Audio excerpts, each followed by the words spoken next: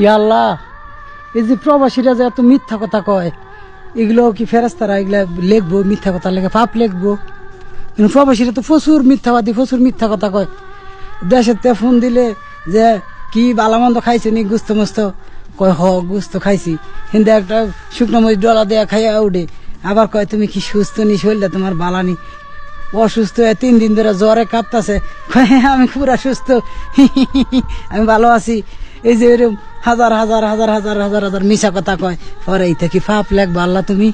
আরো আছে এরা কিন্তু মনে করো যে এই যে প্রবাসী এই যে এই মিশা কথা কয় কি লিগে জানো? তুমি তো সবই জানো, তারপরেও কিছু মানুষ জানে না, তা করে লাগে একটু উদ্দেশ্য কই।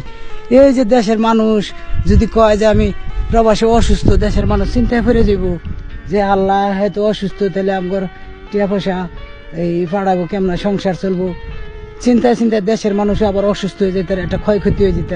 কি কারণে প্রবাসীরা এই যে লুকায়, কথা লুকায়, মিথ্যা বলে, মিথ্যাবাদী। তুমি এই প্রবাসীগুলারা এই যে এই মিথ্যার পাপ দিও না, আল্লাহ মাফ করে দিও। এই মিথ্যাগুলা বাধ্য হয়ে কয় আল্লাহ তুমি তো সবই বুঝো।